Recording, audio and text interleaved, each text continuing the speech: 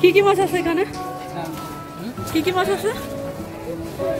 এখানে আপনার কালো ছাতা আছে, লাক্কা আছে, পুরান মাছ আছে, চুরি আছে আর রূপচাঁদা।